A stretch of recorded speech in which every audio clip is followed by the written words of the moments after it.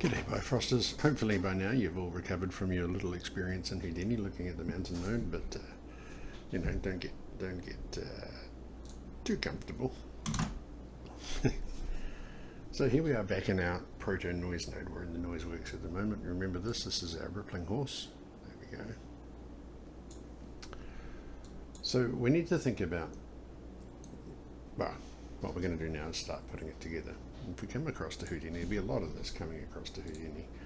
What I'm going to start with is I'm going to start with a simplex place, because it is the building block for most of the other ones, including our FBM network and stuff like that.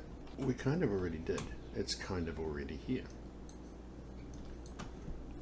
Now, once we're talking about getting this working as an actual mountain type node, we have, I mean, if you watched the last video, you would have noticed that we have an awful lot of what's going on already built.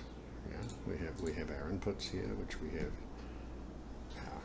our geo coming in, we have our frequency, our phase, and our amplitude. There are a couple of things we're going to need to change. I mean, if we have a look over in Houdini here, their scale and their so-called element size do pretty much the same thing, but they've got this handy single unit here, which we can do. Let's do that. So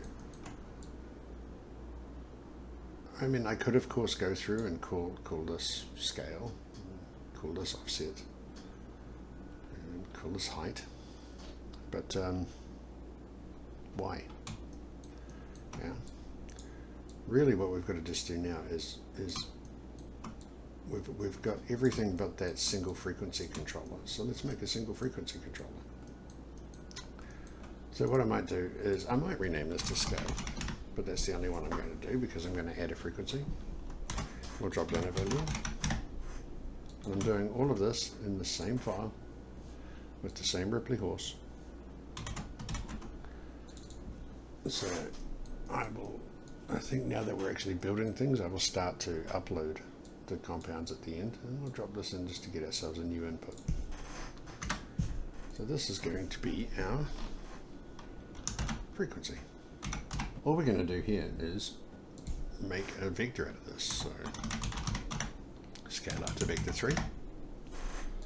And this is just going to pretty much be exactly the same in all axes. And then we need to think about where we're putting in frequency. We're putting in frequency here. So we need to be able to use what's now the scale, which is this guy, and what is the frequency. And it's just pretty simple, really. We just need to multiply that again. So I can do it here, like this. It's ruined our nice tidiness, but it's alright, we can always retidy. So we're multiplying it once for, let's just keep everything nice. And then we're multiplying again for frequency.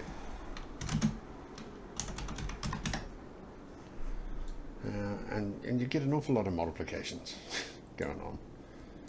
Let's just frequency in, but once we've got this down as a single compound, we're just going to throw it around. We'll have options on it for changing the noise, just like the mountain node does, and we'll have other options on there for detail, etc. This is just where we start. So in the interest of that, let's go ahead and test this. So frequency is 0, so right now it's multiplying it back down to 0. We'll take that to 1. And let's have a look at, say, our Y scale. You know, this might be better on a grid, so that we can see what's going on here. So let's test this on a plane just to start with. So before we do any of this, let's get our amplitude up to 1. Great. That's definitely very noisy. So let's have a look at what happens here. If I go to element size, which is our single float, it's a single number frequency, and I change that, this is what it looks like.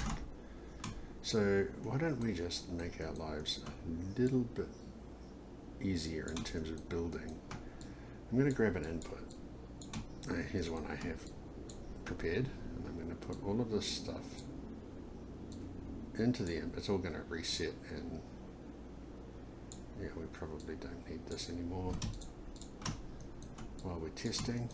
It's all going to happily reset itself and just go back to zero because all of our inputs are a little different now. And the reason I'm doing this is if I go and open my channel box, and this is going to take up a lot of real estate though, select my Bifrost graph. You've got all of your options here. So let's start with amplitude of 1. It's not going to do anything right now. The phase can stay at 0. The scale will go to 1. And then let's just start messing with the frequency. Like that. And that seems to be working. So this is our single frequency. You can see it looks a lot like what happens here with the element size. And also with the extreme speed up. We just have to put up with Bifrost being selected while we do it. There we go. And this goes negative as well. So I'm noticing a couple of little things here. And one of them is that in Houdini, the bigger the element size gets, the larger the details appear. Whereas over in Bifrost, the bigger the element size gets, the smaller the details appear. So we can fix that if we want to. Here's our frequency coming in. I'm going to take that, put a pass on it, so I can just do things to one input rather than 3 all the time. And I guess we could try it to start with. And don't forget, I'm building this at the same time you are, 1 over. And so this is, instead of being 0.2, this is 1 divided by 0.2 now. So if I come out here and I start changing this, and that's looking a lot more like the way Houdini does it. So the bigger things get, well, the higher or lower that number is. So that's working better. So now we've got to stop calling this frequency. I really think we should stop calling this frequency. And we could call it height. You can call it whatever you like. What I'm going to call it is element size. Mainly because I don't have side effects as lawyers breaking in through my window. That's our first step sorted out. That's making it more like the mountain. Let's test the next one. The next test would be the frequency scales. And so this now should work just like frequency. So now we can call it frequency again. So we'll test them all together like that. That seems to be working nicely. We'll test them one at a time. X and Z being the logical ones to test here, because Y is going to do nothing because it's along the line of displacement. I'm happy with that. Let's reset that. Let's rename that.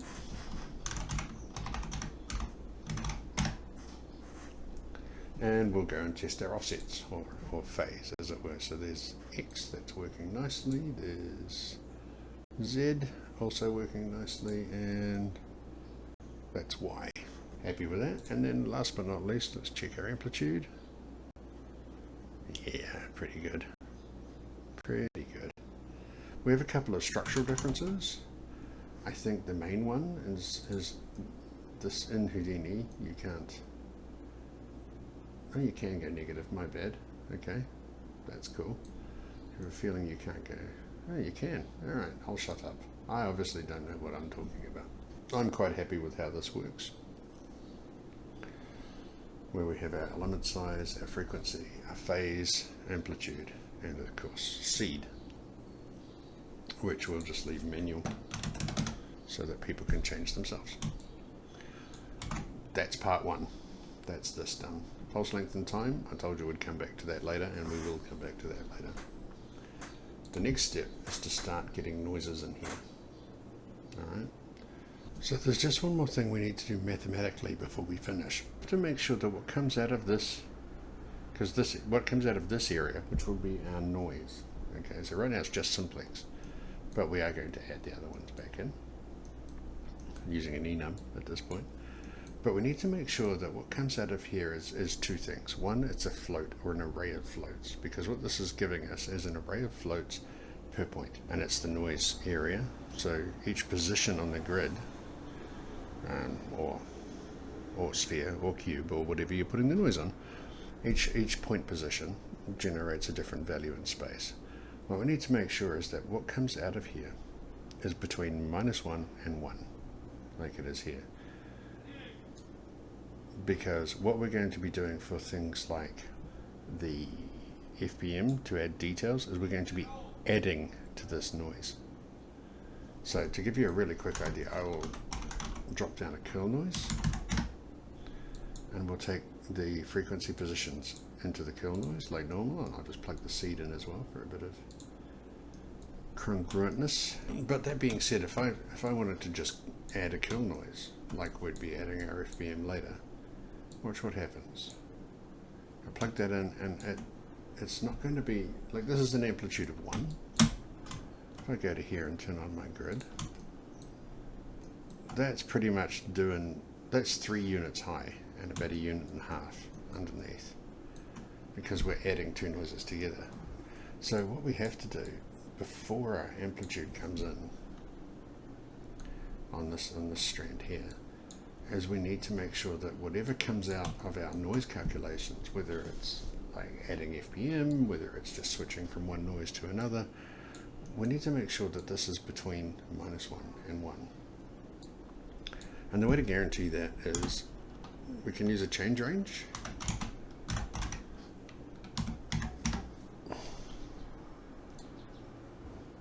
And pop that in there, and our output is going to be -1 to 1. But in this point, and this is why it's looking so odd, I mean, it's odd, but it's kind of cool as well. We don't know what the inputs are coming in here. We have no idea. So the way to get those for free is to get the array bounds, or the array bounds implicit. So we'll get the array bounds, and that gives us the minimum number in the array and the maximum number in the array, and we can just literally plug the minimum into from start and the maximum into from end. Turn off that grid again just for now. And now you can see we've got our noise pattern intact and back, and with the grid on, and in the top view, in the front view, you can see that it has scaled that to 1 to -1. So it's standardized our noise. And then once that's all done, I mean, I've got my amplitude at 1 right now. If I can go up, I can go down. So the amplitude is absolutely controlling the displacement along the normals now, rather than having it set to 1 and then having the top value being 3 and the bottom value being -2. So what this does, array bounds and change range, is exactly the same way as my set range node works. And here, it's just that you don't have to. Don't want to do that. I want to do this. And then -1 to 1. So doing array bounds and change range is exactly what's going on inside this node that I built. So I'm going to use a single node because it's going to keep my graphs tidier. But just so that you know, you do it that way, and it works really well if you don't have my node or you don't want to build it or whatever. But what this guarantees us is that the noise is always -1 to 1. It's always the same range coming out, into the amplitude, and that gives us absolute control over the amplitude with our amplitude control, which is what we want. It really, trust me, it's what we want.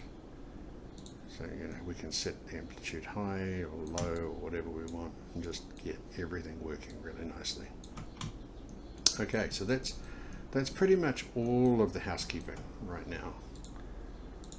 Now at this point, the NoiseWorks is finished for a single noise. What we need to do is start adding other noises to it and making a menu system to be able to select those noises. And then we can take a look at the noises we're going to have to come up with, like sparse convolution noise, Worley noise, Worley F2, and alligator. All right. So I will leave you with this and pick it up later on. Thank you very much.